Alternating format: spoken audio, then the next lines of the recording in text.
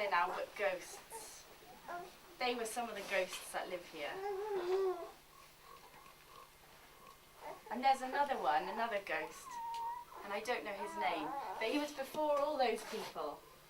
And when he was the miller here, there was a family in the village, a man, who had 2 children. He had a daughter by his first marriage, and she was young, she was lovely. Her hair fell in soft silken curls. And he had a son by his second marriage. And the stepmother, she hated that girl. But the brother and sister loved each other. And so one day the stepmother called the girl to her and she said, "Child, go to the mill and buy me some flour." So the little girl set out across the fields and she came to the mill and she bought a bag of flour from the miller. And as she set off back across the fields, she came to a place where there was a stile she had to climb over. She put the flour down on the stile and stepped up and climbed over to the other side. And then just when she was about to take the flour, a big black dog came running out of the forest, bit the bag of flour and dragged it away, leaving a trail of white flour. The little girl went back to the mill and she asked the miller for a second bag of flour.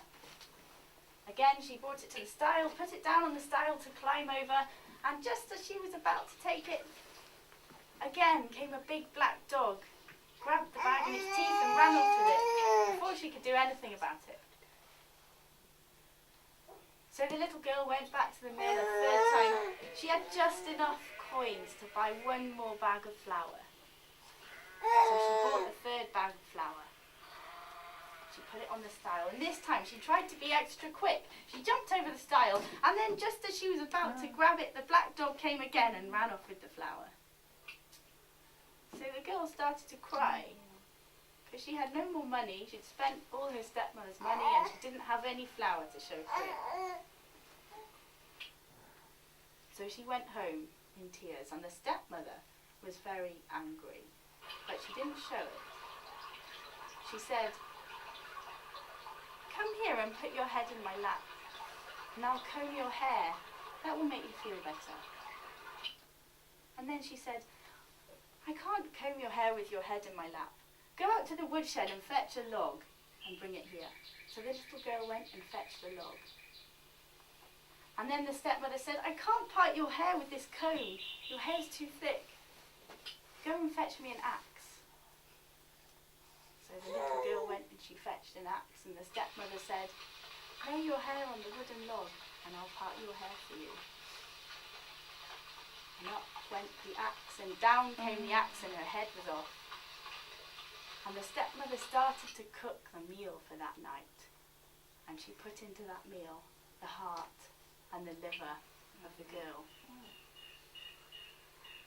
And when the father and the son came back that night, the stepmother put the bowl of steaming stew in front of them, and the father said, "Oh, this smells delicious. You are an excellent cook, my wife." And he tucked in and he ate it all. But the son, he wouldn't touch it. He just stared at it and he cried.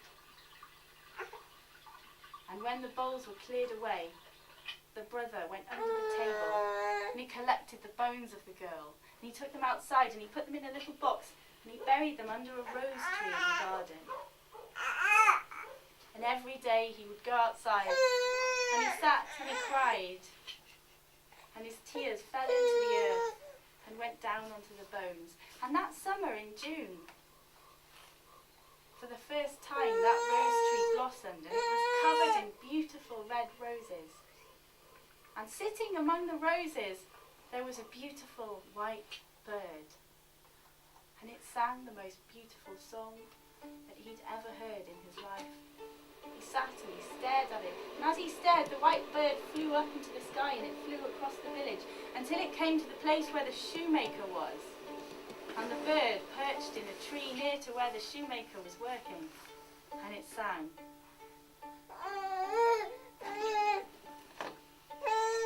My stepmother slew me, my dear father ate me, my little brother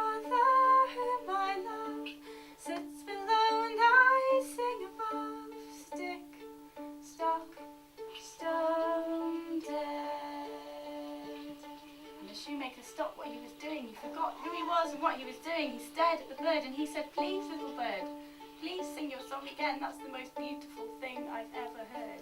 And the little bird said, "I will, if you give me those red shoes you're making." So the shoemaker held up the red shoes and the bird took them in one of its claws and it sang, "My stepmother slew me, my dear father ate me, my little brother whom I love sits below and I sing above, stick, stock, stone, dead." And then the bird took the shoes and it flew on across the village to where the watchmaker was. And it settled in a tree near where the watchmaker was working and it sang, "My stepmother slew me, my dear father ate me, my little brother whom I love sits below and I sing above, stick, stock, stone, dead." The watchmaker forgot who he was and what he was doing. He looked up and he stared and he said, "Please, please, little bird, sing me that song again. It's the most beautiful thing I've ever heard." And the bird said, "I will, if you give me that gold watch and chain you're making." So the watchmaker held up the gold watch and chain and the bird sang, "My stepmother slew me, my dear father ate me, my little brother whom I love sits below and I sing above, stick, stock, stone, dead." So the bird flew on, red shoes in one foot, gold watch in the other foot, until it came to the mill. And outside the mill, the miller and his two apprentices were cleaning a millstone. And the bird started to sing, "My stepmother slew me, my dear father ate me, my little brother whom I love sits below and I sing above, stick, stock, stone, dead." And one by one the miller and his apprentices put down their tools and they turned to the bird and stared at it and said together, "Please, please, little bird, sing your song once more. It's the most beautiful thing we've ever heard." And the bird said, "I will, if you put that millstone around my neck." So the millers bent down and they struggled and they lifted up the great heavy millstone, and when they put it on the bird's neck, it was as if there was nothing there. And the bird sang the song once more for them and then it flew home. And when the bird came to its home, rattled the millstone against the eaves of the house. And inside, the stepmother looked up and said, "Thunder."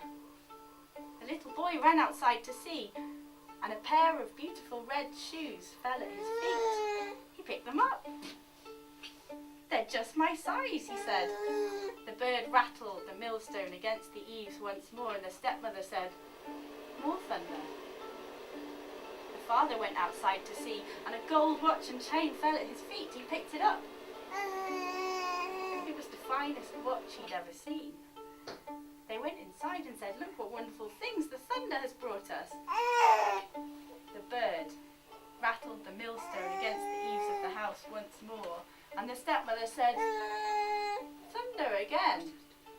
I think I'll go and see what the thunder's got for me."